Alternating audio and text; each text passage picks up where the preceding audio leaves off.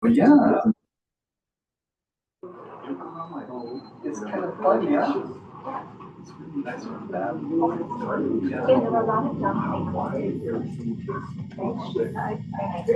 Did you go to Chinatown? I mean, nice, yeah. It's hard to clean. It's really beautiful. Did you go at night? Really more.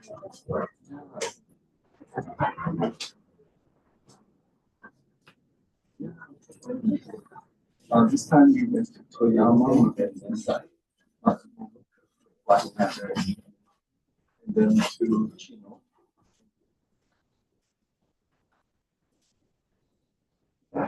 Everyone's Yeah, but this time we're going different. Huh? No. But it was more fun to try to find your grandfather. So it's hard for us. It's horrible for all of us. And yeah. On the other hand, So it should we wanted to see so oh well, she should have gone on okay, but actually she should have gone. It's like well, yes, but not old that way. T-shirt. She follows on this. The national is so excited. Oh,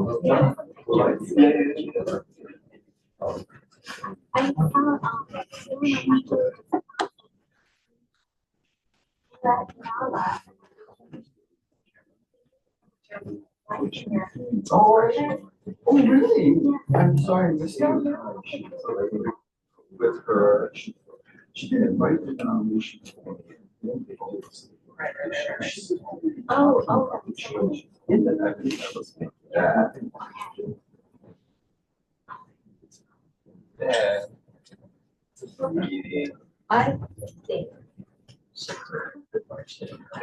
It's a special I don't shirt. think it's the denominator. I think it's on the restores. Oh yeah, it's so much. So we took this picture so because she wanted first to tell her son that she got the shirt. That's fine.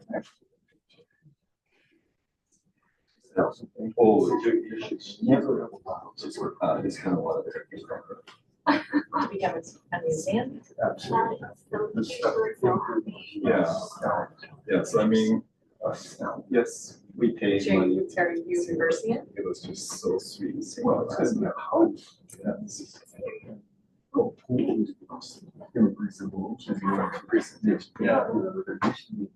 I'm sorry. No, it's okay. I'm giving it exactly till 4:10, just in case sudden rush of people coming.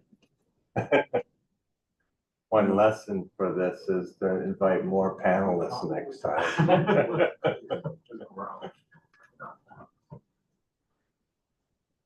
We're improving that.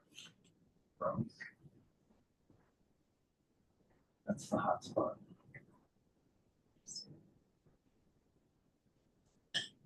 Okay, there's a nice silence now, so aloha mai kako. So welcome. These are the stalwarts of architectural conservation. I'm really happy for you to come, and I want to thank everybody who helped put this together and fund it, particularly, and the staff from the School of Architecture's gallery. So Carolyn and Jin or Trin, and then Julia for her help here. And I want to thank the panelists particularly for coming. And everybody knows who I am, but in case you don't, I'm Bill Chapman, and I'm the interim dean at architecture, hoping to step down at the end of this academic year.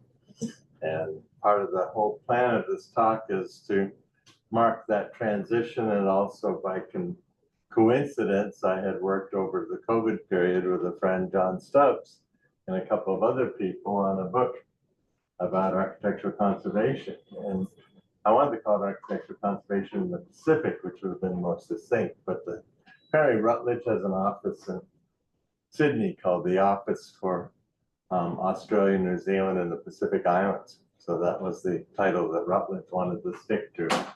So there are copies of the book there. If you haven't seen it, maybe you could even pass one around as we're talking. My talk's only going to be about the Hawaii section. So I wrote the Hawaii section, a lot of the front matter, and then the Pacific Islands section. Because particularly Micronesia, I've been there quite a lot. I know others of you have been there, like Glenn particularly. And so anyway, let me just give you kind of an overview of what I think some of the pressing issues are. And one other quick thing, we have brought the preservation certificate over to architecture, so it's officially moved. So my position is officially moved, and I'm no longer in American Studies. And I think I've always wanted it to be in architecture because my own training, as Allison knows, was at Columbia in the preservation program, which is the School of Architecture, Planning, and Preservation. And I've always thought that it has the potential to attract a lot of students, not only people in certificates, but if we move on to a master's, we might actually help support the school the way the preservation program does at Columbia. It doesn't take a lot of full-time faculty in a preservation program because we have a lot of expertise in the community to help out. So that's my hope over the next few years. So this is, again, a slideshow that I had kind of put together, but it was improved by London's assistance.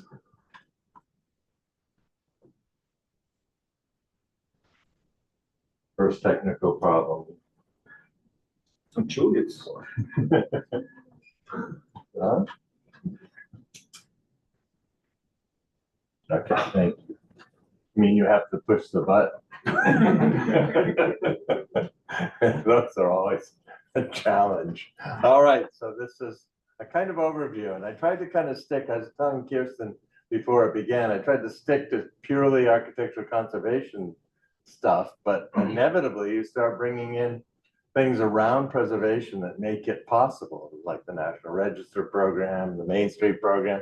All of these have an impact on the practice of architecture. So here's the cover of the book. So John Stubbs, some of you may know, he just stepped down from running the program at Tulane, but he was before that at the World Monuments Fund, and he did 3 other books before this, and I helped him with one, Architectural Conservation in Asia, and they're all in the same format. Started with Wiley, I think, and then moved over to Rutledge. So he said, could you do this? And it seemed like a possible thing. Ross King is not the one who wrote about Brunelleschi's dome. This is an Australian academic, former head of Melbourne University. And Julia Gatley, someone we found later in the game, and she is teaches architecture at in New Zealand. So that was the team. And we would meet every 2 weeks on Zoom and do our sections, and then we finally kind of pulled it all together. So in a way, it's kind of nice that it all begins with, I guess, William Tufts Brigham, who was one of the first hires at the Bishop Museum. And he really was behind this idea of saving a grass house. So he, as many of you know, he got several grass houses in Kauai and then reassembled them to constitute a single grass house or thatched house and erected it in the museum in 1902.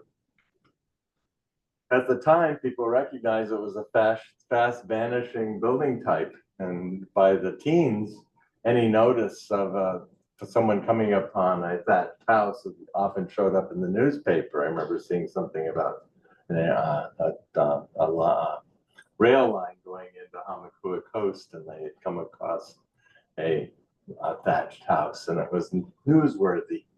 And of course, there's a whole history of thatched houses, and I'm surprised yet nobody has actually done a big book on them, but that's in the future, maybe someone can do that.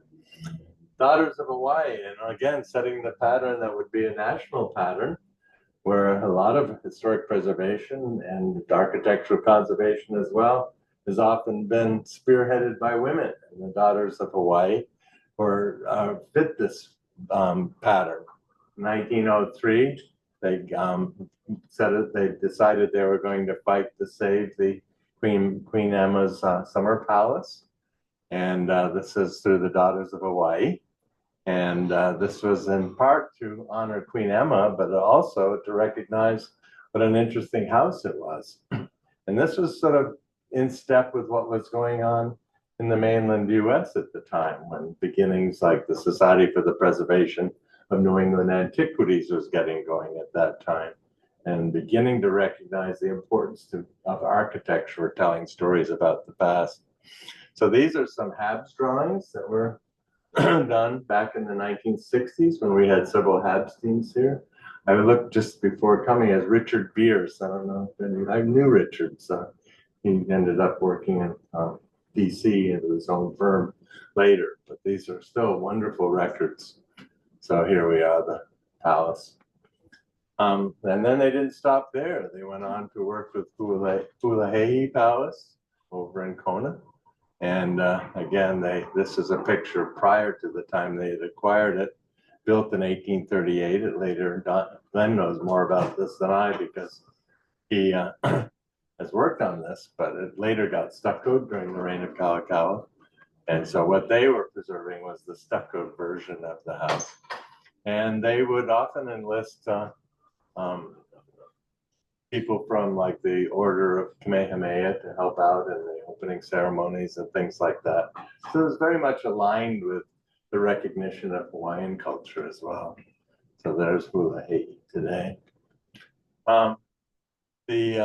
Interestingly, in 1926, the thatched house that was on the grounds of the Cleghorn estate, I guess, over in Waikiki, they had put out an ad that said, hey, this is going to be torn down. Would anybody like it? And Waioli Tea Room was just opening at the time, and they thought that would be a fun attraction. Let's take that out there and set it up. And I think some of you may remember going behind the building and seeing a much altered over time. Eventually looked a little like something you'd make at Sunday school, the creche or something, because it was basically plywood with grass glued to the top of it. But Ray Morris had actually done a kind of restoration in the 1950s. So again, it was sort of what I often say, the George Washington axe sort of thing, you know. The head's been replaced 3 times and the handle 5, you know. And so what remained actually of the Stevenson house where he would stay is it's uncertain. So mission houses, interestingly, both here and on other islands, were kind of pioneering sites for architecture conservation, and often associated with the people we think of as the regionalist architects of the 20s and 30s. So C.W. Dickey, who had a long-standing family connection to Hawaii, was brought in to do a restoration of the mission houses. And it's interesting how they kind of brought the philosophy of what was going on the East Coast, the kind of earlying it up, making it cozy, like a kind of pioneer's cabin. They didn't actually have spinning wheels like they have in the colonial room in the basement of the Honolulu Museum of Art, but it was in that sort of style. Like that was the story they were telling of colonial life out there in the Pacific, right? And so he did some things that probably changed the quality of the building and made some decisions, but later Spencer Lineweber would work on it in the 1990s and do probably a much more accurate rendition of what it looked like. His contemporary, Hart Wood, would actually end up working with the Wilcox sisters over in Waioli and worked both on the mission house. They went back east to buy antiques that they thought would look appropriate to the house. They picked a brick floor because they saw that back east. They thought that looked kind of nice. So they made a lot of decisions that were based on the kind of, this would look nicer, that kind of decision making. And in order to kind of make it a more attractive place. But Hartwood also worked on the mission hall itself. So that was even before C.W. Dickey worked on the places in Oahu. So that's quite interesting how, of course, this house and Kanakapili Church were really kind of partially the inspiration for what we now think is the signature element of Hawaii regionalist style of the 20s and 30s. So the Lyman House was the next one of these museum houses to be worked on in 1932. And they actually had to reorient it. It used to be oriented facing the bay, and then got turned on its side in order to build a bigger road up to the suburbs behind. And then they kind of combined it into a kind of museum and house, removing walls and things like that. And I think Spencer worked on that one later too. So a kind of parallel development was the kind of recognition of Hawaiian culture, which had been somewhat neglected at this point. So this is, again, not really architectural conservation, but something on the side. And this was the Mossman family took on the development of Lalani Village, which seems in a way very quaint by modern standards today, that you'd think how, but the Mossmans had, a strong family connection. They were part Hawaiian themselves, and they thought this was a way to employ Hawaiians. And a lot of the recordings that Bishop Museum would make of Hawaiian oli and mele and things like that were actually done with people that worked at Lalani Village. And tourists could kind of go in there and see poi pounding and dance and things like that. This was kind of the progenitor of what would become the Kodak Hula Show as well, which started in the 30s. But the National Park Service, I think, has to be given some credit on, 1916 opening before the actual National Park Service is established as a separate entity. And the superintendents at the time were very sympathetic to Hawaiian culture and very interested in antiquity. And so they would end up being a kind of driving force in Hawaii, particularly in the post-war period. And so that would have a big impact on practice of preservation. In the meantime, you also had this effort beginning in the 1950s to do something about the Arizona, which would be something the Park Service took on as well. So anyway, the memorial was established in 58 and construction started in 62. And I saw by the paper, was it yesterday, that I guess the archive is going to, the Hawaii State Archive is going to do a special digital archive and all the material relating to the construction of the memorial and the price, all the price drawings and things are going to become available online. So that's really interesting that they're doing that. But mainly it was these major parks that were focused on Hawaiian culture on the Kona coast of the island of Hawaii. And that's where Russ Apple, who was a ranger at the time, really took upon himself to study Hawaiian culture. He wrote his master's thesis at UH on sort of the Park Service's acquisition of land around Kilauea. And then it would go on to write about Hawaiian traditional housing, and he would apply this at Pu'uhonua and later at Pu'ukoala. And this was, again, a major step by the Park Service to invest in traditional Hawaiian architecture because of the exhibits that were around the edge of all of this. And so he and his wife would actually write a column in the newspaper for many years talking about Hawaiian culture. But so a lot of information, some of the basic stuff. The Bishop Museum had put out things on traditional housing, Hawaiian housing as well. But Russ Apple's thesis was quite useful. So I got a chance to work on this, doing a historic structure report on it over several years. And this was Boone Morrison's effort to redo the what was left of the old volcano house. I don't know if all of you kind of know a little bit about the story, but there was an early grass house and then another grass house built in 1866. And then in 1877, they built this building. And then eventually it was added to substantially, and this became the kind of tail wagging the dog. It became a wing of the bigger building. And at some point they decided in the teens that they wanted to make it even bigger. And so they moved this to the back lot to serve as a kind of storage place and occasional party room, and built a two-story wing on the 1890s version of the volcano house. And then unfortunately in 1940, the whole thing burned down, but this was left. And so a long time, the Park Service didn't know what to do with this. And then in 72, Boone Morrison, who recently passed away, got together a group of people and they documented it and wrote a really nice report showing what it was like. And when you think about it, Don and I talk about this often. This is probably one of the few remaining, probably maybe two hands you could count the number of pre-Republic or pre-territorial Hawaii still around, right? So this is one of those rare kingdom period buildings that's still with us. So Lahaina Maui, very much, of course, in our hearts and minds these days. Pete Wimberly, very interested in the Pioneer Inn, along with Don the Beachcomber, who had started, what's the name of the first tiki restaurant in California? Someone help me out. Trader Vic's, yeah. He founded Trader Vic's and had his name legally changed to Don Beach from his earlier name. But he was collaborating with Pete Wimberly on actually fixing up the Pioneer Inn. And luckily, I had a call the other day from someone representing the family, and they said they're interested in rebuilding. So that would be an interesting outcome.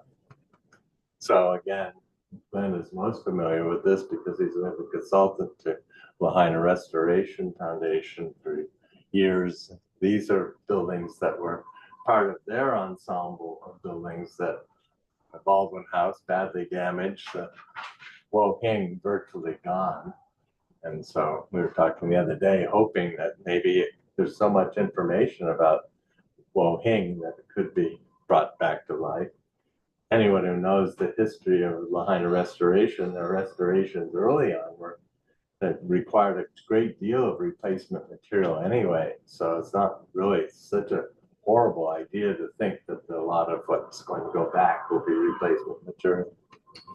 So the Preservation Act of '66, big impact on the whole practice. And the emergence of the National Trust beginning in '49, but really getting active in the '60s, really affected historic preservation practice and brought it out into the community more. I remember many of you may have met Bill Murtaugh, who started the preservation program back in 1986. And he said in its early days, and even into the '70s, the meetings would basically, we could fit most of the people attending in a couple of hotel rooms. They would go back and forth sharing cocktails and things. So anyway, that grew a lot in the 1970s. And in Hawaii, we had this group, the Historic Buildings Task Force, headed up by Nancy Bannock, who was a ever-ready battery bunny, really, of energy about preservation. And I think several people here probably remember Nancy. I think I just arrived at the job and she was calling me about something I didn't know about yet. And she said, "What are you going to do about this?" And she had a really rough manner and abrupt way about her, but she definitely had her heart in the right place. And of course, she's the one who fought so hard to keep the natatorium alive. So, but they did surveys of downtown Honolulu. Obviously, if we'd been prescient enough back in the 1966, even we could have had probably one of the most beautiful and elegant Beaux-Arts cities in the whole world here in Honolulu, but urban renewal had a big impact. And here you can see the Hackville building, just as we have the model off to the right here where we are now. And so they documented and fought for the preservation of places like the Kamehameha V post office, and tried with the old courthouse, which was right here. And unfortunately, they put an ad out, said, "Does anybody want this? We'll give it to you and you can move it off site." There was a coral and brick building and it wasn't easy to try to move that around. And so unfortunately, it would have occupied this little corner here of the Topo Financial Plaza. So these are drawings that were made before that took place. This was really important to Hawaii's history as the courthouse, but it was also the legislative building. And this is where decisions were made when King Kalakaua ran against Queen Emma to become the king, the monarch of Hawaii. There was a riot at the time, sort of going into January 6th, and the Emmaites weren't happy with Kalakaua being king. And so he had to escape out the upper story and get away from the crowd. So anyway, that's part of Hawaii's history that's now lost without the building. So Chinatown in the 60s, I know some of you have been very involved with Chinatown. We're just lucky that we did have the political capital, I guess, and the will to keep it, because that's really what gives downtown Honolulu some level of history to it. This is kind of the scene in the beginning in the late 50s into the 60s of Chinatown and the area around Chinatown. I always try to tell people that Chinatown really occupied well over to where Vineyard is, so a lot of it was removed. And so urban renewal took away most of Ala as well, which was a very lively Japanese community before the war. So the Chinatown project, I'm looking to Glenn here because he's seen every aspect of this, and he had an office downtown in Chinatown at one point, has gone through so many different sort of ways of thinking about it. It's been one of the more studied places in Hawaii, but we still don't seem to get the formula for revitalization straight. We haven't figured it out. Often we do things at cross purposes, right? We want people to do upscale galleries and cute little restaurants, but then we want to have social services there. And so they work against each other oftentimes. So it's 13 block area. I've surveyed it a couple of times with my students for summer field schools. So anyway, it was placed in the register in '73, and it went through a period of guidelines that sometimes kind of tried to early up buildings a little bit, which maybe now we would rethink, with thinking about the modern period as being a valid period. So we had community activists, and Glenn is right up there, but Bob Fox, many of you remember Bob, and Peggy Hopper had her gallery down there. I don't know if she still does or not, but Bob Durrell was a developer. He worked on several sites all over the Hawaiian Islands. Ramsey Berman, just the other night we saw the picture that Ramsey had drawn of the right across the street here. So anyway, and Spencer Lineweber and Momi Cazimero all were part of this effort to preserve Chinatown. Nancy, again, they used to say that the Republican Party in Hawaii could meet in the telephone booth, and she was a leading Republican. So I think the Warnke plan for the Capital District gives you an insight into, even in the modern period, there was an openness to the idea of sharing with the past. So if you look at this, it's very interesting survey, because they have H's are historically significant building and A's are architecturally significant buildings, which is kind of an interesting way to think. So they obviously, if you look at A12 there, which is the Hawaiian Electric building, they obviously had a feeling that somehow that wasn't quite eligible to be historic, but that it had architectural interest, because that was only built in the 30s, right? So I gotta admit, I'm getting older, like some of the rest of us, and I noticed that buildings that we're now preserving were built in my lifetime.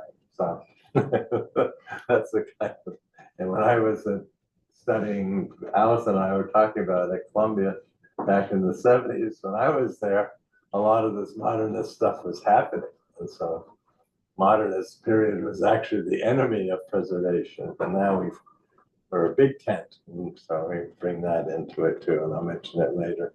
So anyway, so they planned on the restoration of Iolani Palace and other historic buildings around there, and it helps establish the Capital District.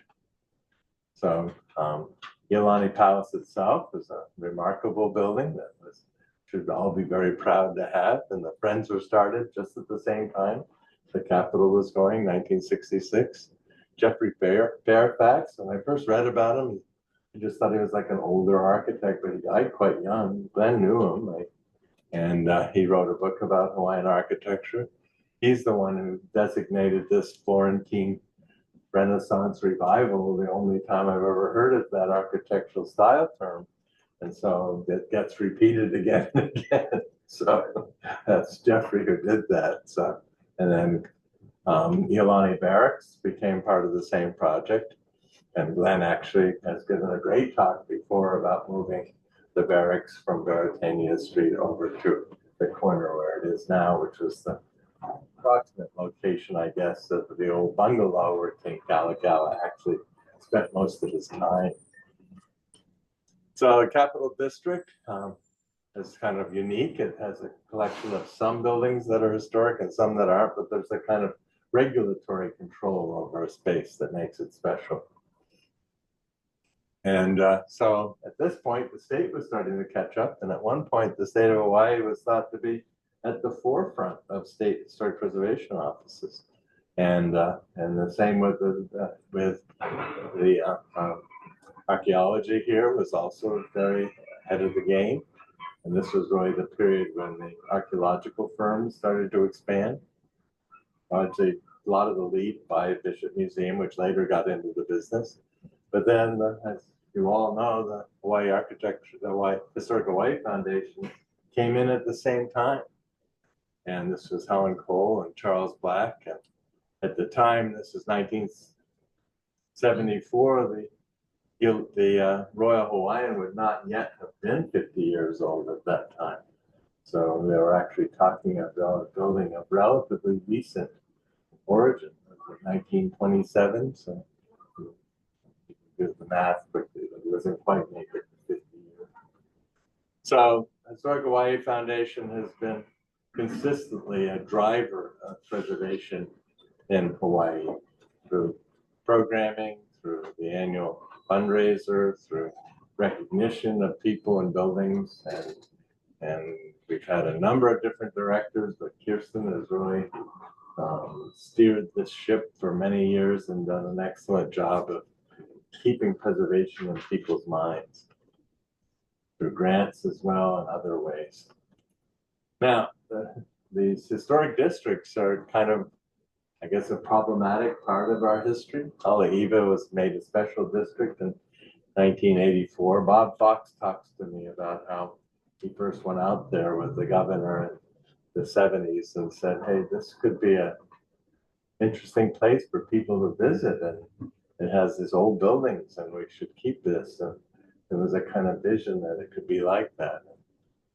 Glenn and I were talking the other night about this, about how so much of it is substitute now. It's not really much left of the original fabric of Haleiwa.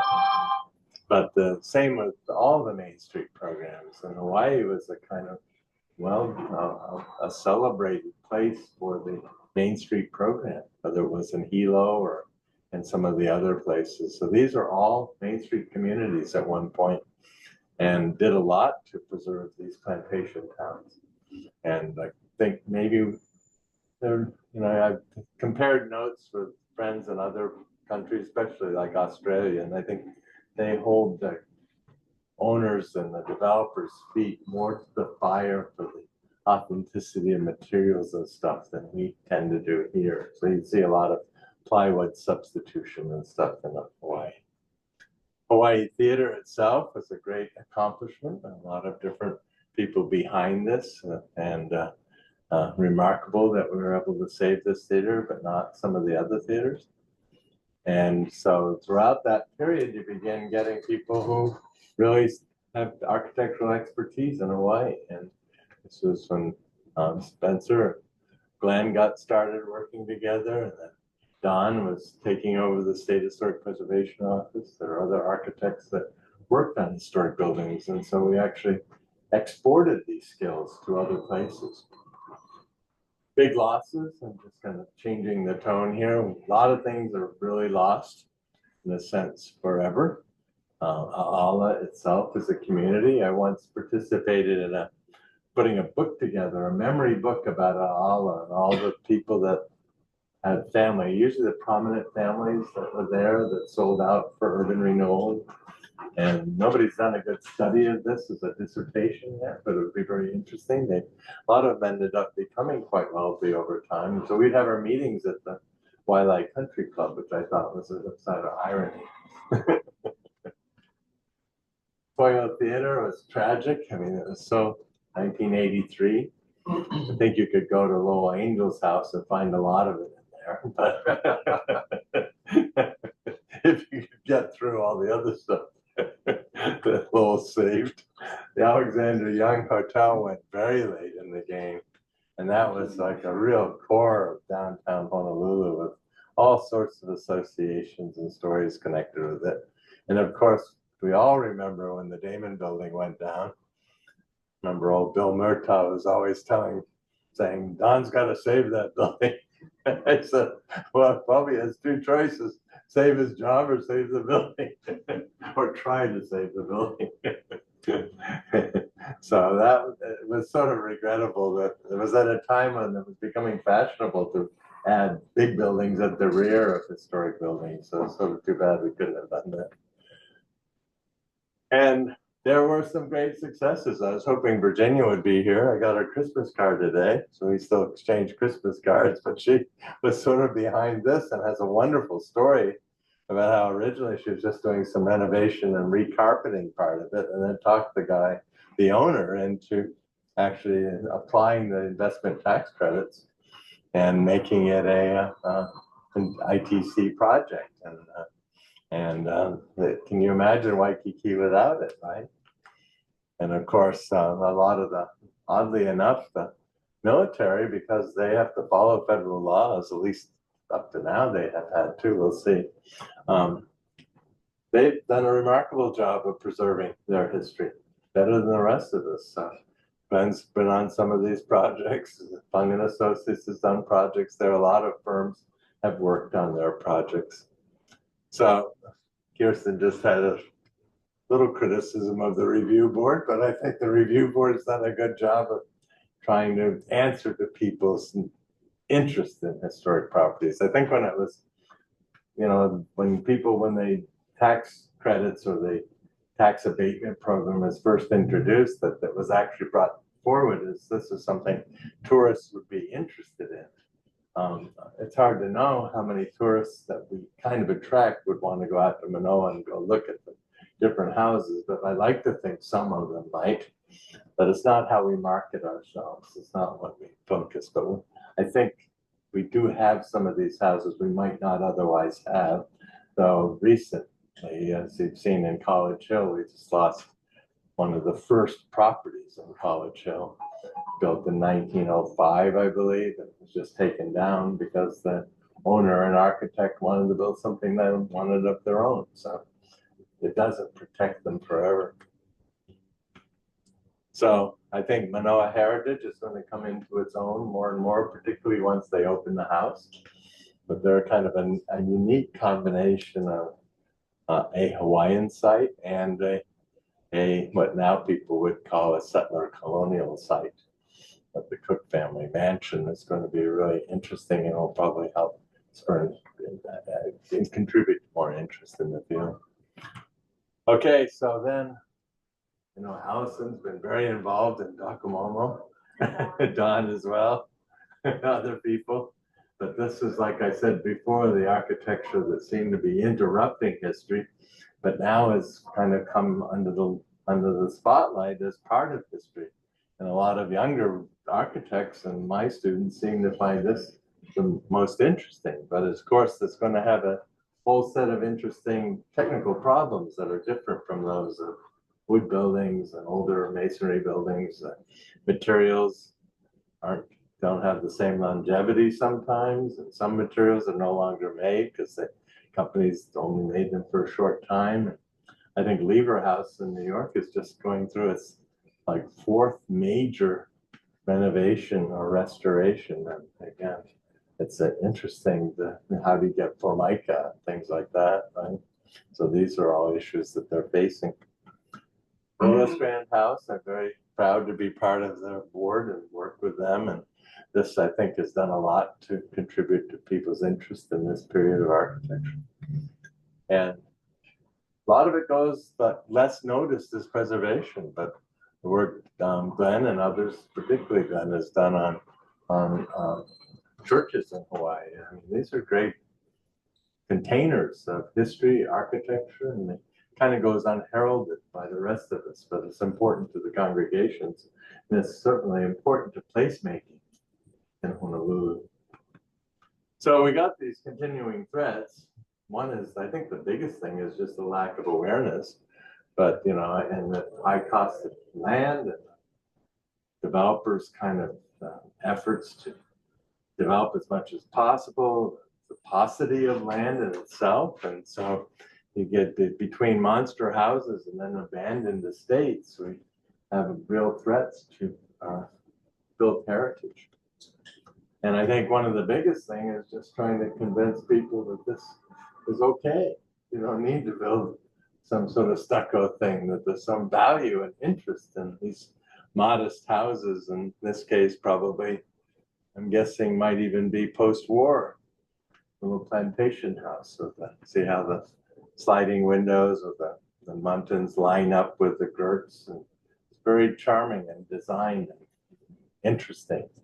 And so again, getting people to embrace this is sometimes hard given our expectations today. And the same is true as the modest walk-up apartments, which I think are an important legacy. I think urban development generally is certainly something we face, and it's really hard. And I actually think this kind of alternative heritage appreciation, the branding of things as Hawaiian, often works against us as people wanting to save the original fabric, the original places. It's like a shortcut and a way to claim some interest in place, and by simply evoking something of Hawaii's past. So again, some of the energy of what could go into conservation of old buildings goes into this, I suppose. And so this is this idea of what really is a Hawaiian sense of place. Doesn't it include all these buildings of the historic period? And so again, I don't know what this crowd was. This is off the web. I don't know what they're probably meeting about a soccer team or something, but I threw it out there to suggest people at a meeting about preservation, but a lack of real public awareness or understanding why. And maybe this is somewhere else too, obviously, but a lack of skills in the community. So I think I only have two more slides. So now we're going to have the historic preservation program, and a lot of these problems will be solved, particularly if you move it up to a master's degree. But there's some truth to this, you know. Mary Cook threw money behind the program back in 1986 through the Cook Foundation, and she saw that if we could educate more students to know about architecture and architecture conservation, that in itself will help to move the needle, right? So let's hope we can. And I think there are always places that I've given up on, and we're going to have the experts at the Palace series on Zoom again this coming year, and Mo Radke, who is head of the Friends of the Natatorium, is going to be the last speaker, and he's hopeful he can raise the money finally to restore the natatorium with something of its original character. So that is the end of my talk, and we're going to move into the panel segment now. So the panelists would like to move up to their space. So half the building. We'll lose our audience. But small sacrifice for knowledge. So I sent them all a bunch of questions, but I don't know how we want to get this panel going, but we could maybe start on the left and move right, and some quick thoughts of some of the things I sent to you, like whatever one you want to pick. Okay, and I'll sit here beside you, Don. Stage left. Your stage right. I think one important thing, which I'm really happy that Kirsten's been addressing lately, is the need for people who have skills to work with older buildings. And I'm really happy that Historic Hawaii has been doing a workshop with carpenters, because one of the biggest questions I get is, I have wood sliding doors. I have wood sliding windows. How can I get these repaired? I'd like to keep them, I don't want to go with something new. And just trying to find the people, every so often I'll ask somebody whose house I'm working on, who did this? Oh, so-and-so, but they're retired now. And most of them, unfortunately, are in that situation. And it's important, I think, to get a new generation of people who are familiar with old ways of building in order to keep this going. I think, well, I want to take off on that theme because number one, there are skills that we do not have here and we will not have here. I mean, we don't have anybody that can do ornamental plaster because we don't have very many buildings that have ornamental plaster. So when you want to do ornamental plaster, you know, we bring people over from California because they have the ability. Well, traditional muslin mounted wallpaper, the last people who did that kind of work died, they're gone. And so we don't have those people anymore. But if you go to the mainland, you can find those people. And so I think you have to, I mean, we have lots of really good carpenters here. You know, I am not worried about that. But there are skills that you have to have a certain amount of need for them or they disappear. So we have to recognize that sometimes we're going to have to go to other jurisdictions to get that expertise. And I only wanted to go into one other thing. And I think, Bill, you touched on it a little bit. Our world is changing materially. Like I understand brick, and I understand plaster, and I understand all these old materials. But when it comes to what do you do about plastics? What do you do about aluminum? I mean, in the mid-1800s, aluminum was considered like gold.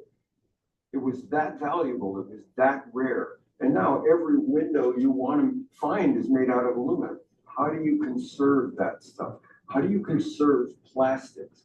How do you conserve a lot of the, I mean, you mentioned plastic laminate. Right. I mean, you can't, I mean, somebody did something with plastic laminate in 1965. You can't duplicate that without getting it specially made, which would be a fortune, right? And so we have challenges in preservation dealing with modern materials. They're not modern per se, but you know, people like me are like interested in really, really old stuff. These things are a real challenge to deal with. And we're going to be increasingly faced with having to conserve materials that we never used to think was old. We're old. Okay. And I think, and technology is changing. The technology of glass in the last 15 years has changed dramatically. Okay. I mean, I like wavy glass, but you know, now they make glass that is spectrally selective. And they didn't used to do that before. You used to have bronze tinted glass where you put your hand on it, it would get burned because it would get so hot in the sun.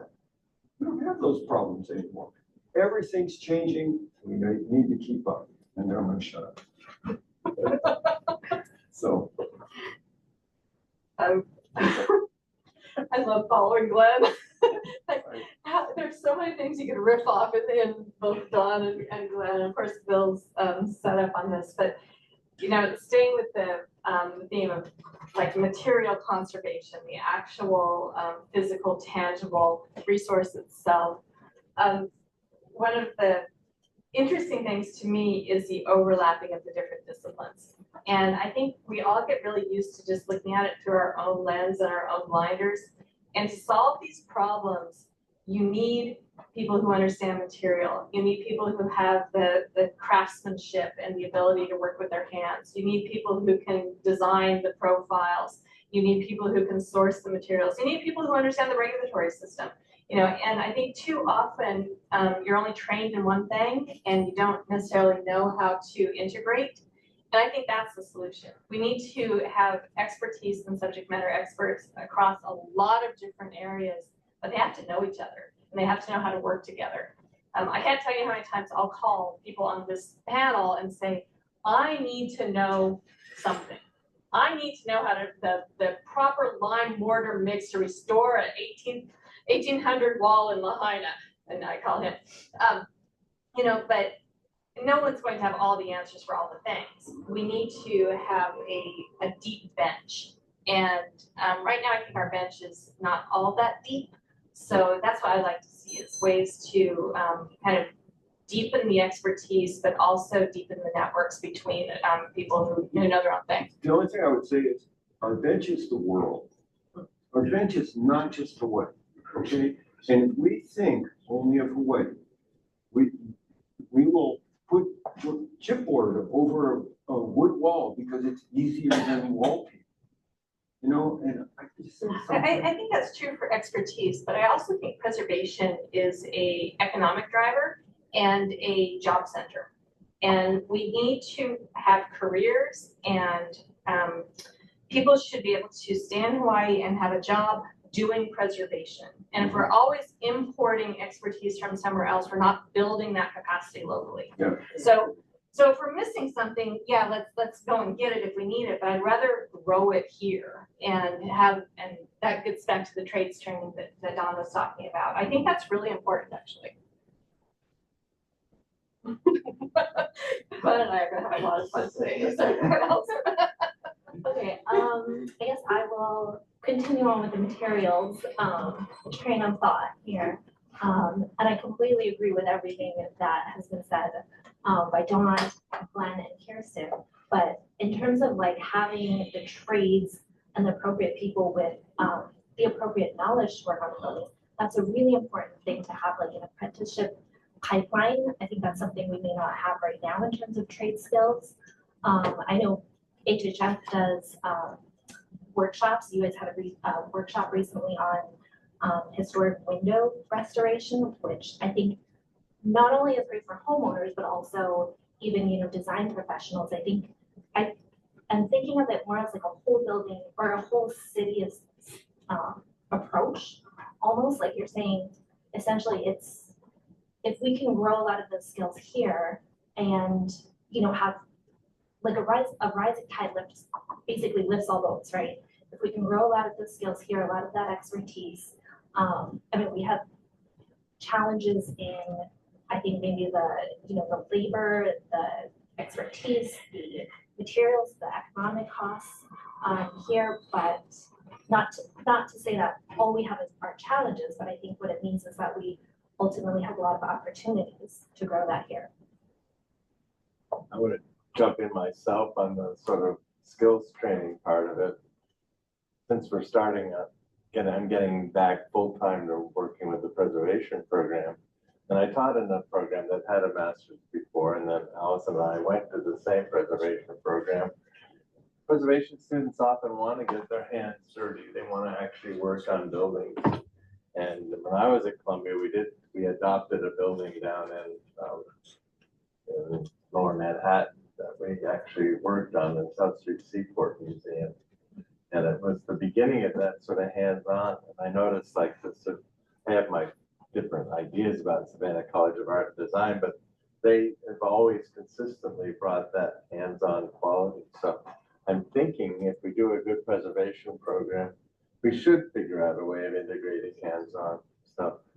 My other thought is, when I first came here from Georgia, I lived in an old house, and we all used to exchange notes, and we would do our own work, and we did window replacement and things. And I got to admit, when I came to Hawaii, I found that there was actually a culture of not doing your own work. I was surprised that like middle-class people would hire gardeners, right? Which we didn't do. And everybody was so already dependent on labor, you know, which is interesting tradition. I don't know, Kirsten, how much you get people, homeowners interested in fixing their own windows, or if they are, other people are taking the window course, but that struck me at the time. I felt interesting, unusual. this traditional trades training that Historic White Foundation's been working on. And I'm going to acknowledge Barbara Scheidler, who's the principal at Glenn's firm, and Alan Shintani, who's the general contractor, and really has an amazing carpentry shop and skill set. They've really been our partners in this. They've been amazing. So when we started talking about what the needs are and what we're seeing, a lot of it came out of all the people calling our office saying, who can fix my windows? We would get all these calls, and we log like every call, every email, every meeting, we log that. And so we can go back and check, you know, the trends. Like, how many people are asking for a handyman or someone who can just fix windows all the time? And, you know, after a while, you're like, maybe we should do something about that. So the idea behind the trades training was to train professional carpenters into doing restoration and repair and preservation activities, and not just new construction on like assembly line framing, that kind of thing. And we would get a lot of calls from homeowners or from architects or people who weren't actually carpenters or in the trade saying, can I come? We're like, well, put you on a wait list. You know, if we have space, we'll let you in, but it's really not for you. And after a while, we're like, we're being stupid. We should just let people in. If they want to learn these skills, if they want to be there, they want to dedicate the time, let's make space for them. So the last one we did in September, we had the registrants identify their own skill level. So this is self-identification. And then we just grouped them by skill level. So the ones who needed the more advanced training could do that. And they were in pods and they would rotate through these different skill stations. And that seemed to work pretty well. So I think we're learning as we're going. You know, we're seeing what the demand is, we're seeing what the need is, and trying to adjust to that. Because our first thought was we want a pipeline, kind of like an apprenticeship of people who will be learning these skills or adding it on to something they're doing anyway. But there's still people who just want to fix their own windows. You know, so it's been interesting to watch. It's a very labor-intensive operation, and it would be expensive always to hire somebody to do it. I watched this old house, and they had specialists that went around and do whole windows, but we don't probably have that here yet, right? Like you do in Boston, where someone can do double glazing on a traditional window in the back of their van, which they seem to do. Another thing I think I worry about and think about reintroducing the preservation program and making it a bigger program is architectural recording. That's changing. That's a new technology that's really quite interesting. Laser scanning and all that. I don't know how, if any of our practitioners here have any thoughts on that, but last night I watched a show about Notre Dame in Paris, where they basically had enough information and the laser scanning and brought it together and created, is it called like a second place or something, where they basically create a virtual reality and are able to walk through it. It was fascinating. What's that? What's that? You should have Dennis Arruda here talking about this. But I think these are skills that are acquirable and stuff that students can do. I know Mid-Pac takes people out to do. Actually, if I can build on that, Glenn kind of muttered this under his breath, but Dennis Hirota is doing very high-end laser scanning and documentation. And, you know, when they were redeveloping International Marketplace in Waikiki a few years back, like 10 years ago now, the technology, of course, has changed in 10 years, but he scanned the banyan tree at International Marketplace. And like every leaf, every twig. And then last summer, after the Lahaina fire, their firm was hired to go and scan the banyan tree at Old Lahaina Courthouse in Banyan Park. And, you know, who would think of scanning a tree, right? But they have this documentation from the month after the fire, and they can see how the tree is recovering and what's happening next. And at the time, he called me and said, my guys are going to be in Lahaina, what do you want? And he went and scanned, you know, all of Front Street, all of Baldwin House, all of the courthouse, the lighthouse. And we have those scans from September 2023. And you know, so that kind of ability and technology we don't know how they're gonna be used, you know, but we have them. And so you've worked with Dennis, you can talk about some of the things they've done with you. No, I think one of the things, we're sitting here, we're talking about building and skills for, that we need to develop for buildings. And I think one of the things that concerns me the most is that, especially with districts, whether you're talking about Lahaina or Chinatown or whatever, these districts are more than the buildings, okay? And one thing the city and county has never understood Chinatown, ever. Chinatown is more than just a bunch of old buildings. I mean, it's the relationship between the buildings, and it's the streets and the sidewalks and everything else. It's not just buildings. And we need to get to the point where we're informing, we're educating public officials, the community, that it's not just buildings. I mean, Lahaina, there's nothing left of Lahaina except a few masonry walls. And yet, and so was Lahaina just, and do we have to recreate the facades of Lahaina exactly as they were on Front Street? And what happened behind Front Street was a bunch of jumbled buildings. I mean, but it was all Lahaina. How do we recreate the feeling of Lahaina? It's not just the buildings, is my point. We have historic districts here. We need to think of districts as more than just buildings. And you know, look, I'm not a planner, I'm an architect. I deal with buildings, but there's more to them than just the buildings. That's all I'm saying. And we need to work on our public officials, man. God, That's they don't interesting. understand. They don't understand that Chinese granite pavers are historic are historical artifacts. They are artifacts. They rip them up, they'll throw them away. They'll give them to some architect to put in their backyard or something. It's all BS because they don't appreciate the historic importance of these things. You know, because the building's important, I get that. Well, the sidewalk's not important. That's not right. And I don't. It's interesting you But bring. I mean, I'm really frustrated by this whole thing of just thinking of buildings. We have to think of buildings and the spaces between buildings, especially in districts. It's interesting you bring that up because today is there's an obituary for Joseph Rickworth, and one of the things he was credited with, he lived to be 98, was redirecting architectural research back to context and place and cities. He wrote a book about the city in 1963, and he said you really can't understand, you know, architecture of the past without understanding that context. And Yeah. exactly what you're saying. Well, saving facades of buildings. I mean, I know they do this in New York. They never do it here. You know? Well, you know, one thing that if you look at, like, say, German cities after World War II, it's remarkable how little was left, and yet they managed to bring them back, surprisingly.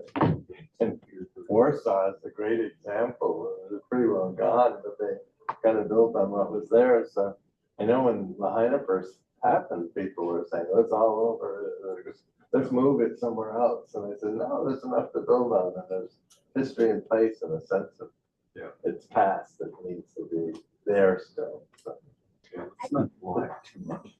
I think that goes to kind of what you were saying about the having a lot more community education, and like you have the list of community activists, Phil, on your slideshow, and a lot of it was centered on, like, you know, people who are really, really in the preservation community, right, or the design community.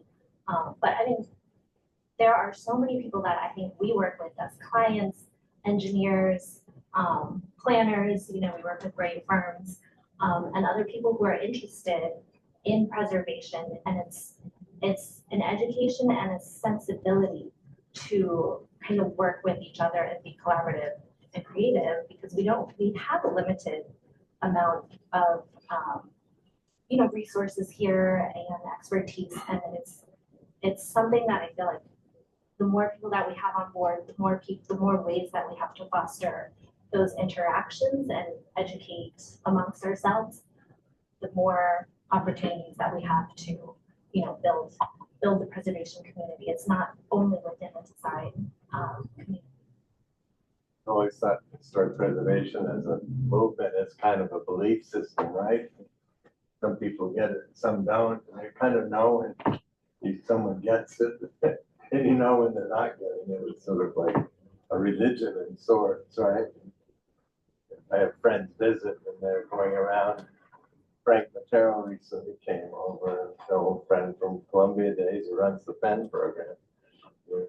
These block of apartments are so interesting and stuff. And I said, wow, it's so fun to have somebody looking at this stuff. And normally I just see, I feel I'm talking to myself. Our professor that we had in common, though, Teo Prudon, who is actually one of the founders for Docomomo International, he always used to tell our class in grad school, the more you know, the more you realize you don't know. And I feel that every day and every year that I've been here, that I've been able to work in preservation, it's very true. I think one of the things, look, we keep arguing for the, for example, the tax credit for when you put a house on the register, you get a tax credit. That's a reward system that has actually promoted preservation. There are things, though. Chinatown is a good example. Chinatown has the same zoning as downtown Honolulu, EMX4. Yet, because it's in a special district, none of those landowners can develop the way they can develop in downtown. That's a penalty. We've penalized all of those owners. How have we rewarded them? How have we rewarded them? Have we said, well, you're going to get more business because it's a bunch of old buildings and people will like to hang around old buildings and shop? Well, there's an element of truth to that. But what we are willing to do as a society is penalize people for certain things, and we don't reward them. We need to reward people more for preservation. If you're going to tell somebody you can't develop your property, then you better give them some compensation for doing that. And we don't do that. We're very happy to take rights away, but we're not willing to pay them for it. I don't think that's fair. That's where I just don't think it's fair. We haven't talked about it much in Hawaii, but I guess that's where a transfer of development rights might have been a way to reward them in some ways, I suppose, right? Yeah, well, and there are height restrictions in Chinatown that were set as a kind of compromise, I suppose. Yeah, that's transit-oriented development is threatening that. Right. Sorry.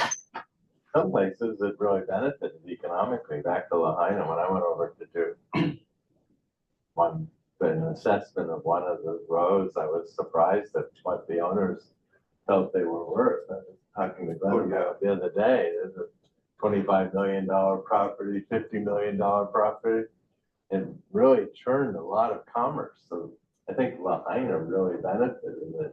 And it's striking, and many of the older historic districts have benefited. That house in Charleston, it was like $60 million for one of those houses in Charleston now.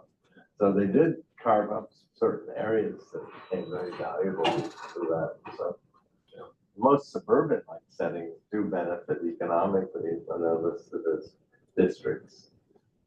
I think it's people are comfortable knowing that they won't get no offense to the geodesic dome builders out there, but won't get a geodesic dome next to them. So I think they've had an impact. My daughter works with historic districts in LA, and they basically find that property values go up, so they do get a benefit.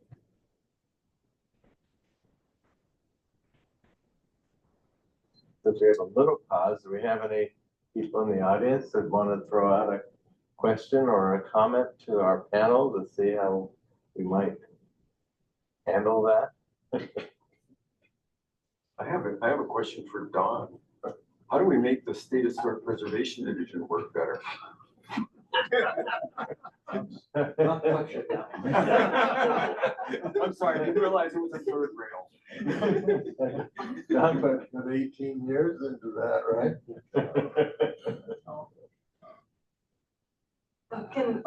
Go ahead, Don. Todd has a question. I know about it.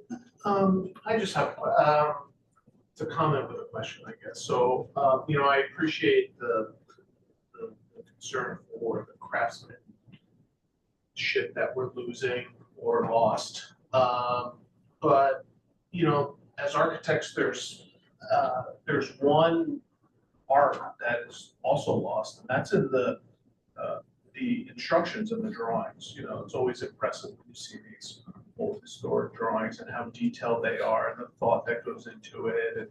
And I'm curious how good of a resource do we have here for a lot of these buildings? Are there detailed drawings that help kind of dictate and direct ways to kind of go back to some of those uniqueness of some of those buildings? Or, I mean, I generally have an idea, but I'm just curious on some specifics of documentations that are available for some of these buildings. I'm going to throw out one thing, and I'll let other people answer better than me, but Honolulu, in its wisdom, threw out all of its permitted drawings, or most of them, in the post-war period, so in the 50s, I guess, which was regrettable. You see references if you go down to July 1978. Is that really as late as that?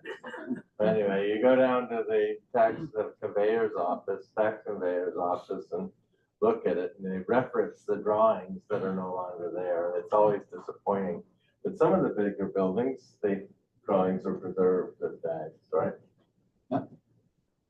Oh, Dags has a lot of the state buildings. Right. But building permits, the county's been saving them since the 80s now, I think. Yeah, they're all scanned in. Yeah. I mean, anything from the Recent. But for older buildings, there are historic drawings available. I mean, like there are there's a full set of hardwood drawings for the First Chinese Church of Christ, for Gums, so there are some resources, and the university Hamilton Library has, in their collection, some of those drawings. A lot of times we have to rely on photos. And frankly, most important buildings have almost no interior photos. And so that's a real struggle. Exteriors, yes. Interiors, hardly anything. And so that's been a real struggle. But let's face it.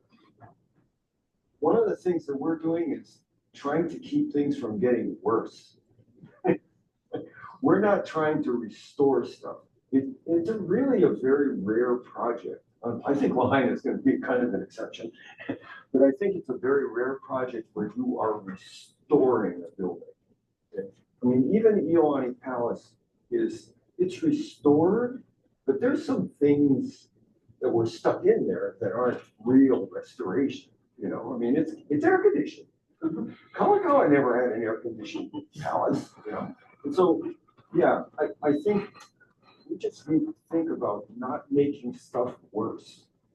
I mean, that's what's happening all around us.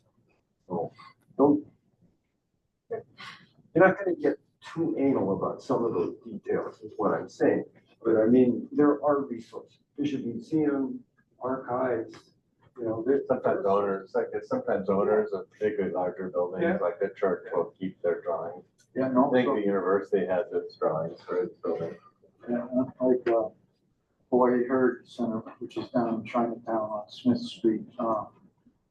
We have some drawings there. John Hara gave all his father's drawings, so we have all his father's drawings there. Yeah.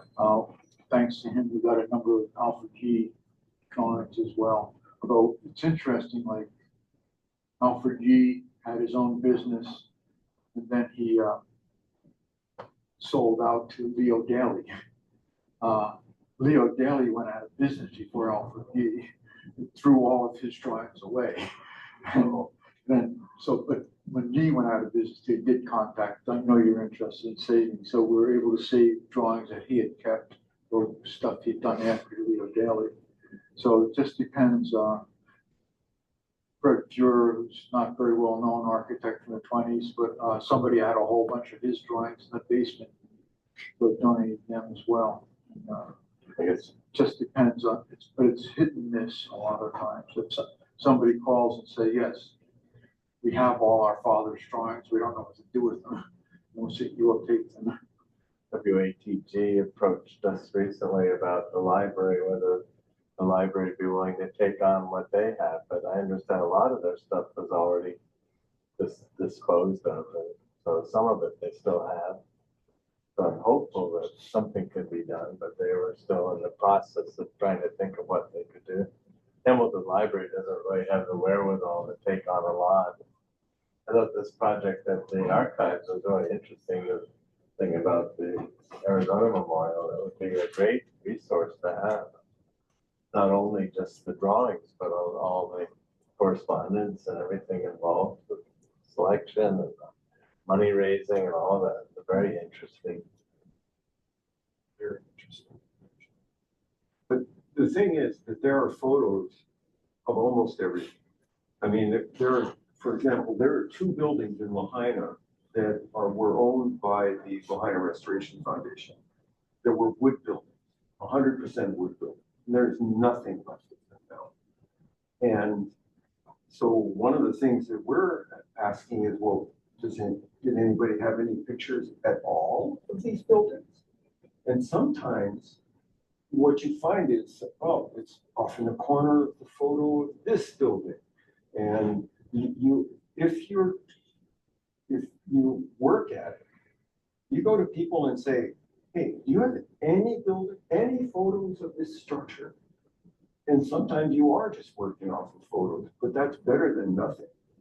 And so it's actually really, sometimes you don't get information from formal repositories of information. Sometimes you just have to go to the community and say, do you ever take a picture of your kid's birthday party on the porch of this building?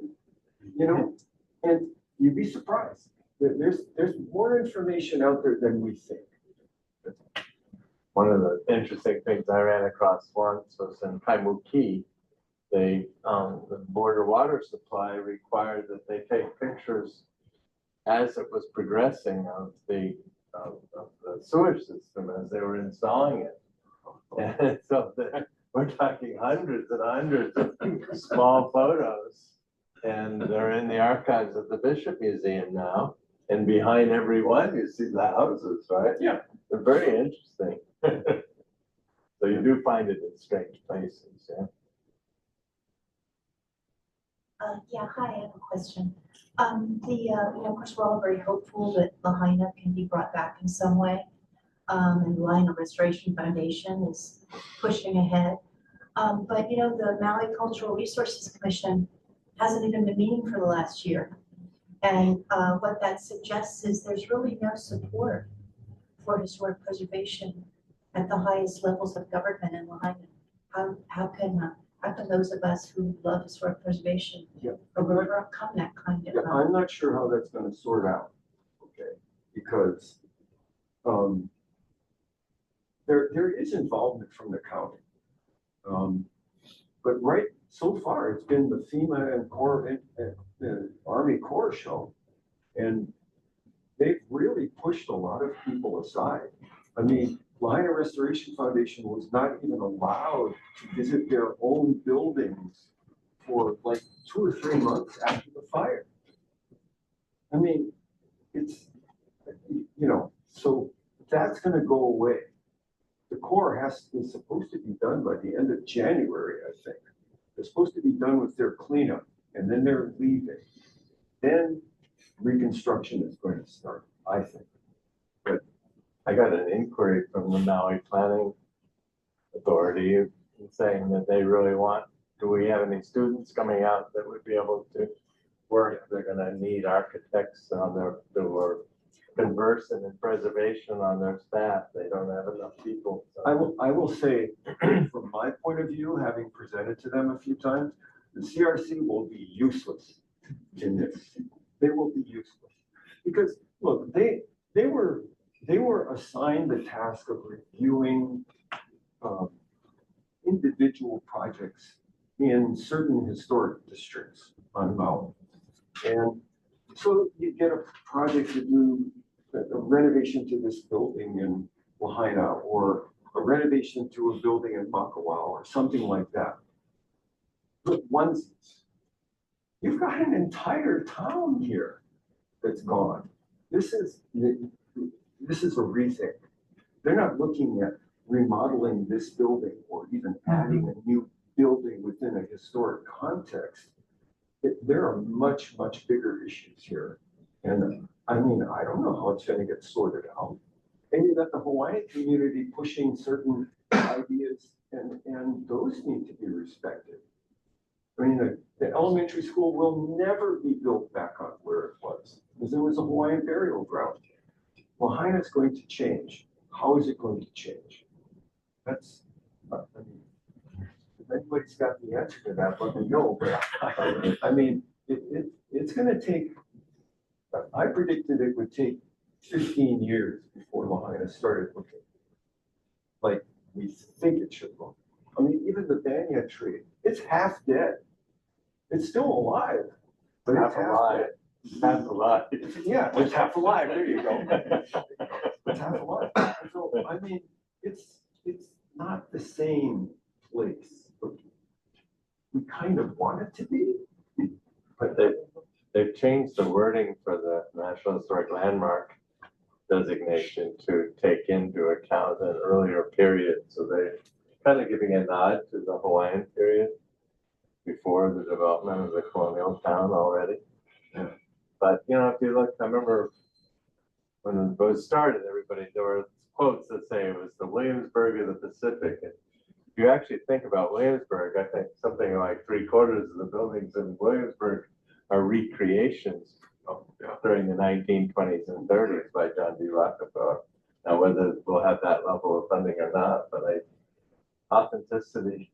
I remember once, years ago, having to do a study of the Wright Brothers Memorial, and they had this little, the Wright Brothers cottage there, and the Wright Brothers, where they built the plane, and they gave us the keys, and I went in so reverently, and of course, it was a recreation dating from the late 1950s, but it still felt like it. As long as you lie well enough. Well, and National Park Service just came out with that new brief on substitute materials. So, I mean, for some place like Lahaina, I don't know how much you can get with the original materials. So something like that could also change how it feels. Oh dear. Don't know.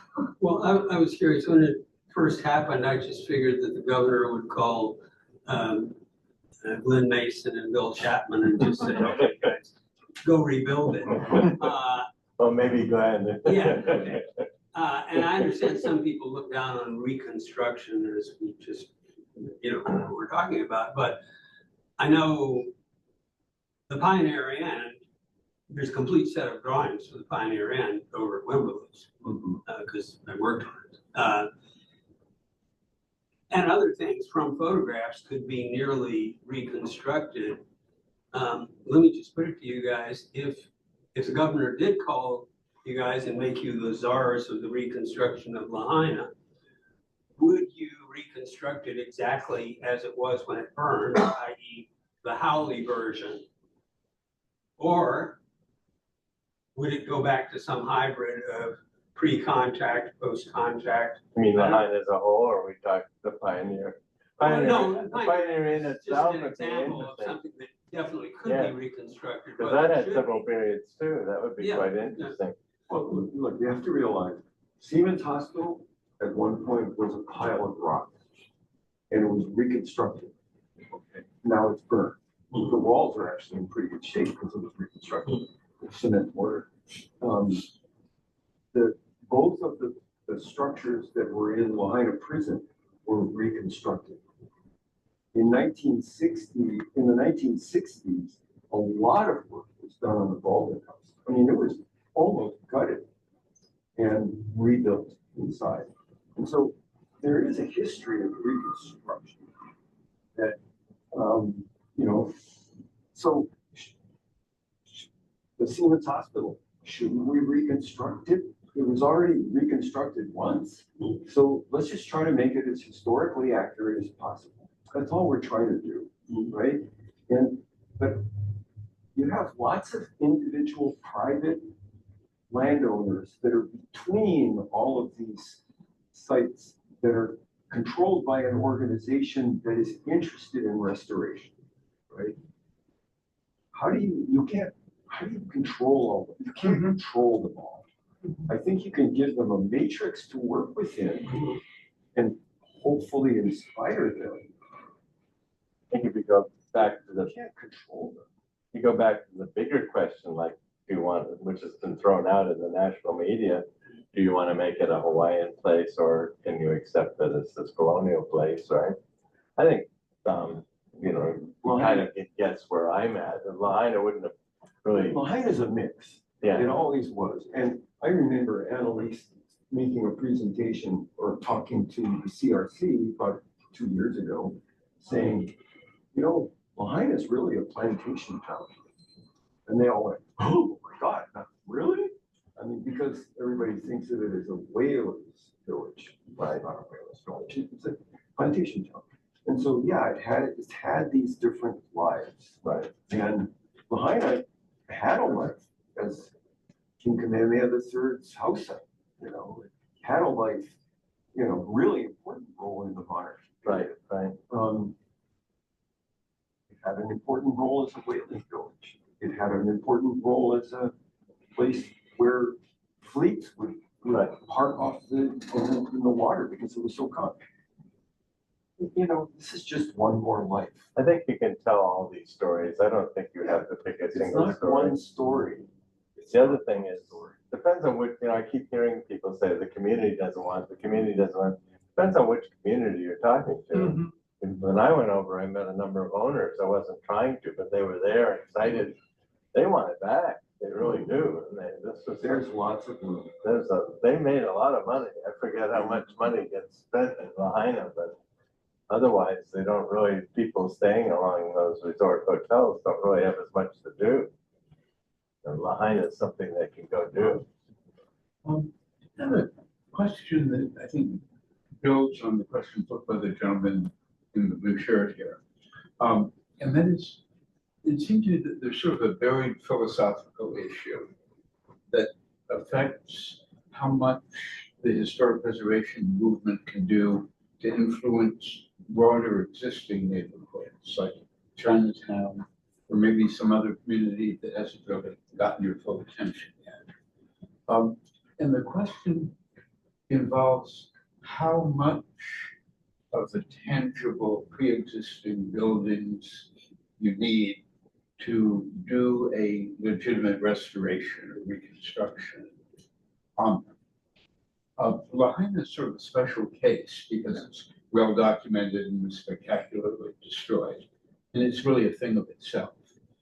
But what about things that historic preservation might usefully do in a broader neighborhood to infill in ways that would advance the underlying feel of that community?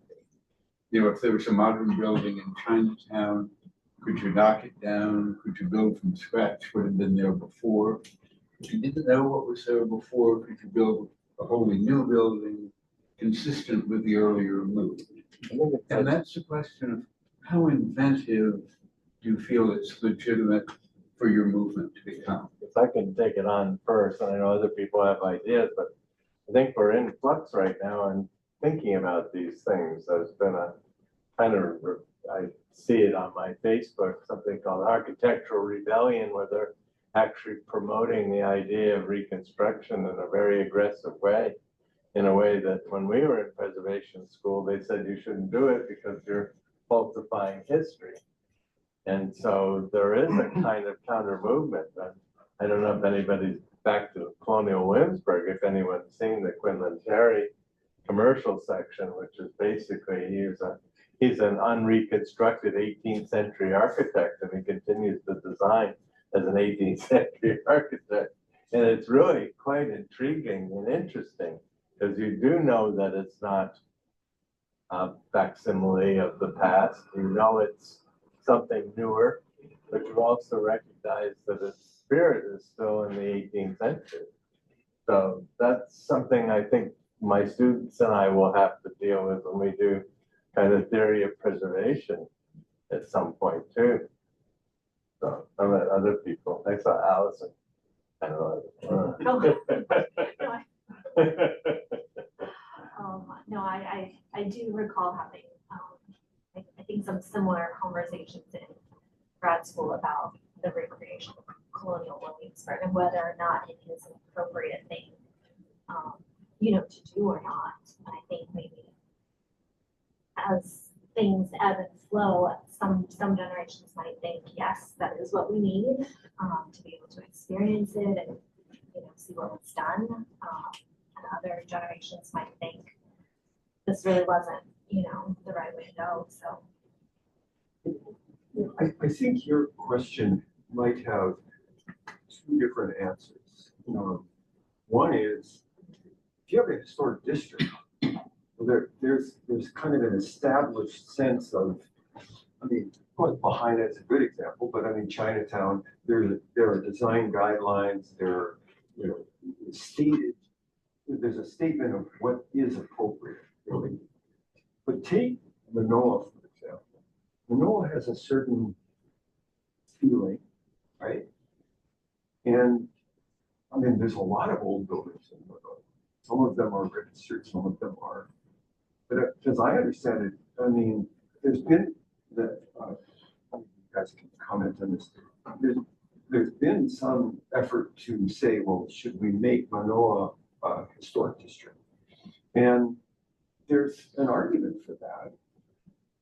But there's a whole bunch of private landowners there who own their property, and they don't want you telling them what to do.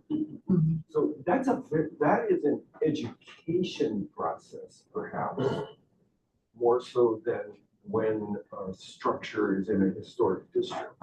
So I think that the answer to your question is really, it differs depending on where you're talking about. I think there are different cities that have adopted different philosophical approaches.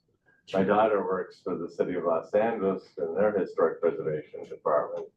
They decided, somewhat against the grain of what Allison was talking about, that they have specific themes for their districts. So if it's craftsman buildings and you're going to add a new building, you have to design something that's fully compatible. And I think their test is, could you make a movie there about the 20s and not have anything jump out? And the movie making part of Hollywood is a part of what drove the whole idea of the districts. But now they have something like 68 historic districts in LA alone. That's not counting West Hollywood or Long Beach or Santa Monica or anything, independent places. And so they have different periods and they're kind of insistent on that. My daughter was trained as a planner. So I said, that seems to not fit with the Secretary of the Interior standards. They said, no, that's what we're doing. So that sort of fits into, this question of personal rights versus the good of the community. It sort of fits into the thing in Lahaina, back to Lahaina, that maybe, you have individual properties between a couple of significant buildings, and you want to build something different there than what was there before. You want to build a bigger building.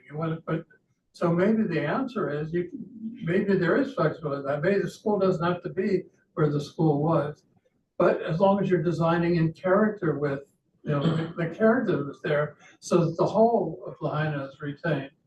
A lot of historic Yeah, districts. one story that's sort of interesting at that is I went to Warsaw at one time. And of course, Warsaw was totally bombed out during the war. And the old city in Warsaw is completely rebuilt to exactly how it was before the war. To the point that and it was all done from photographs, because obviously there weren't drawings for those old buildings. So back to the argument that there are plenty of photographs that you can use. And think about Notre Dame and all the gargoyles. They weren't drawings for those; they were photographs too. But to the point in Warsaw, I remember there was a building, just a commercial building there. There was masonry, it was brick with stucco over it. And before the war, before the bombing, some of the stucco had peeled off. And when they rebuilt that building, they built those parts where the brick was exposed with the brick exposed. So that it was exactly like it was, before the war. I think actually this speaks to the question about the CRC, about the Cultural Resource Commission, because I don't know how far, look, Lahaina, it's all devastated, but it's a historic district. And it's still a historic district, and so how does that get rebuilt? What are the requirements? Do you establish design requirements, design guidelines for all the buildings that get built there? I mean, I don't know that anybody's really answered that question yet. I personally would be in favor of it, at least along Front Street. Yeah, right. There's all sorts of challenges to that. I mean, there were buildings that were built over the water. Well, they have to fight with the Corps of Engineers on that. Right. So it's not as simple as we all wish it were. But I think this is like anything else. We have to keep the preservation mindset, okay? We need to push for maximizing the amount of preservation. What that's going to end up looking like, we don't know that. But if we don't keep pushing in that direction, we're not going to get anywhere near it. And I would just like to get somewhat near it. Yeah, there's so many forces pulling in different directions. I think back to your question on guidelines, some places rely on sort of commissions or review panels to make some sort of educated decisions. And where you have a sophisticated community, you can do that. New York does that, right? The Landmark Preservation Commission has jurisdiction well over half of Manhattan, probably even more now. And they really look at each building that's going to go in, and I've been to their meetings before. One of our classmates ended up being the head of it, Rhonda Witz, for a long time, and it was interesting to see it. And that was a sophisticated kind of back and forth. But when I worked in the Virgin Islands, it was just the opposite. They didn't have that. It was easier to say, well, you see that building, make it like that one, okay? Quick question. After reviewing all this drawing from Ph.D., we found that two things that govern the changes in design that affect how buildings are designed these days. One thing is the code. Second thing is the insurance coverage. Going through all his drawing and documentation. How do you plan ahead to address that, for preservation with those two issues? Look, you could never build a single wall structure today. A brand new single wall structure. It would not be allowed because you would not meet the code. But you can make it look like a single wall structure. You can have 2x4 walls. It can meet all of the codes and still look like that original single wall structure.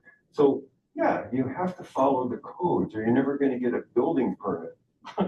But that doesn't mean that you give up on recreating history or allowing interpretation of history to occur. So I don't know. I don't see it as I see it as a challenge, but I don't see it as a problem. It's just doing something a little differently. Right, for us, it's more like an enclosure, indoor, Yeah. outdoor, and it's Sure. jumbled up with energy code and many different things about living in the tropics. Yeah. And I see a lot of, the amount of cantilever that we can do, the amount of size of the structure, it's more like a thermos these days or microwave. That's how I see it. Got to keep the goals in mind. If your goal is preservation, if your goal is doing something relatively accurate, you're going to get there, one way or the other. You'll at least get pretty close, And if you forget that, then you've lost. The whole game is lost. I'm just an advocate for. You got to be practical, but I mean, if we stop trying, then we've lost. Yeah, what I'm trying to say is, we're trying, but how do we do it in a way that don't let those quote unquote the liability, the insurance, and the code to dictate our design? I've never found that to be a problem. Ever. Really? Wow. Ever. There's always ways to do things. There are always ways to do things. I don't know. I like to have full idea. There's a question over here.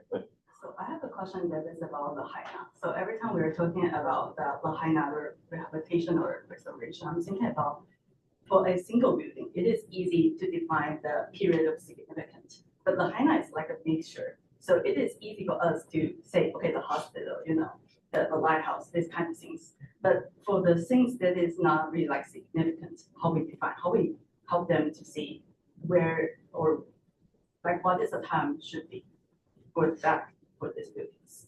I think Lahaina had its own problems with that when they were being regulated. The county didn't do a very good job of that. They had that department store, and I remember they put small pane windows in it because they wanted to have it look more like the early 19th century. And they always had plate glass. So I think maybe the building itself dictates the time period, maybe. Well, if I can address it at a district level. Yeah. So when Lahaina was designated as a National Historic Landmark, it was in the 1960s. And our standards have changed since then. The expectations for research, for the methodology, for even how you describe it, how you describe a boundary, how you describe what contributes or doesn't. It's much more exacting now. It's much more disciplined now. And in the 1960s, they didn't consider the plantation area historic because they were living it. It wasn't in the past, it was current. And about 10 years after it was first designated, there was an update, and it kind of expanded a little bit, but it was really focused on whaling, on missionary period. It sort of ignored the monarchy, it ignored Hawaiian culture, it totally ignored plantation history. And then, over the last 70 years, that was the historic district, but it wasn't representative of what was actually there. It was missing all those layers. It was missing all that nuance. And even, 2016 or so, there was an inventory of, well, what is there actually here today? And what is that context? And what is that broader story? And there was an attempt to really update the knowledge about what are those layers of history, what is that period of significance, and what's the tangible places that reflect it and tell those stories. And then the fire happened. And I think everyone's kind of been dancing around it, but it is still the National Historic Landmark, but it might not be the National Historic Landmark we thought we had. And just in the last couple of weeks, the National Park Service wrote a new report to say, what is it? What was it then? How did it change? What is it now? What's contributing or not? What do we need to be looking at? It doesn't change the formal designation, but it starts to give a way to evaluate it going forward. And I think that's the starting point. It's obviously a historic district, but is it the historic district we thought we had? No, it's not. So it doesn't answer the question of what do you rebuild, who gets to decide, but it can at least start to put some definition around what is the place itself. What was it then, what is it now? And I am actually kind of excited to get that.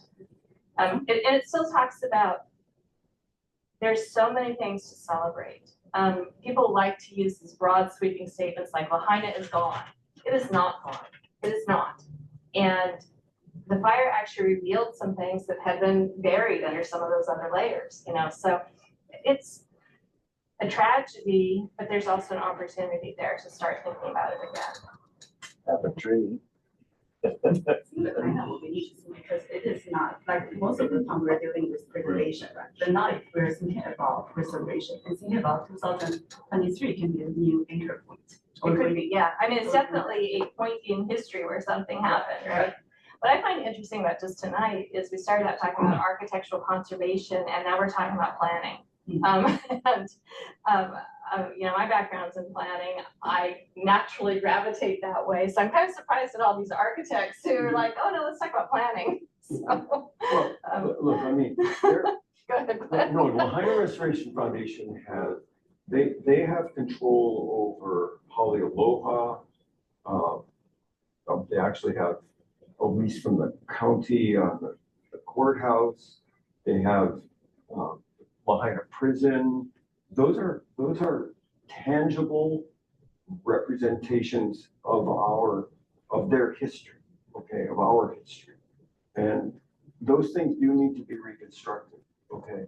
But one of the things, I mean, we were hired to do something fairly innocuous, which was to help the county design basically signs or placards that would describe Lahaina. And so we had 6 of them to make, okay?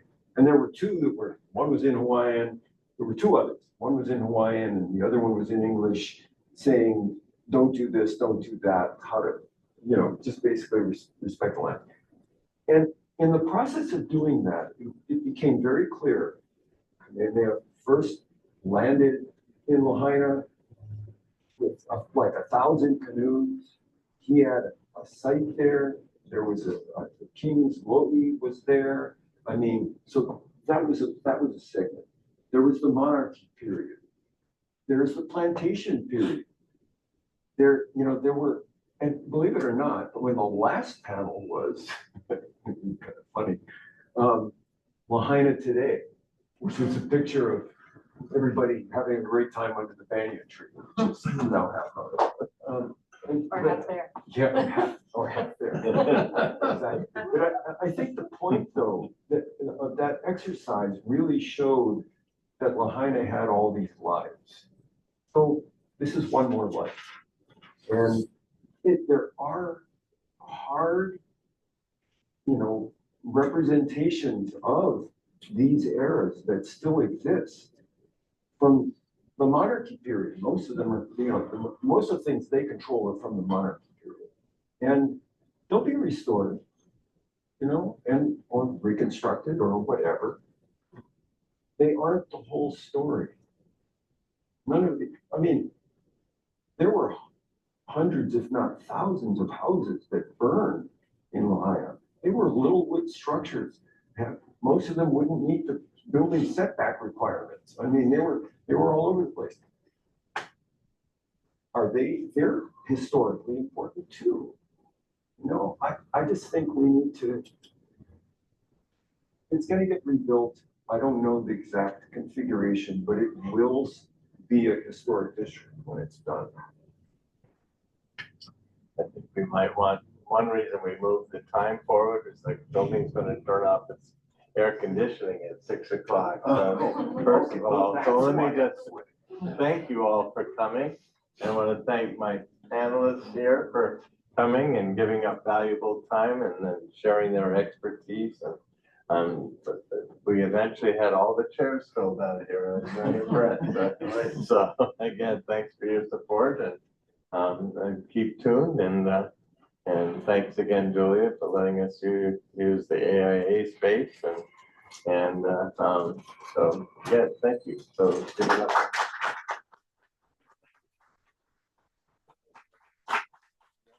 Taking photos, so you can share them. Yeah, that's good, huh? Yes.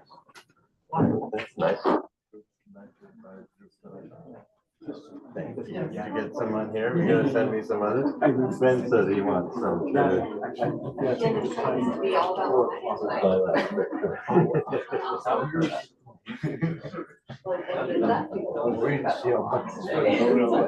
But you didn't take more pictures? You didn't take more with my camera? No, I took a lot on my camera. Oh, so Yeah. you'll send them? Yeah, I to will me. send it. Thank you Yeah. again. I think I went over pretty good. That's a good thing. Thank you, Bill. Hey, thanks for coming. Yeah, that's great, huh? I think it's stimulating to get people together that do this Yeah. stuff. Absolutely. Very good. Oh, hey, let me say hi. It's always confusing because we have the same name. Everyone said, oh, Kirsten said, oh, did I say something? Oh, I was sorry. They explained to me that you're at the same pronunciation. I said, oh, it's Kirsten. And then, oh, Kirsten. No, it's, Yeah. yeah. So Andrea said you want to talk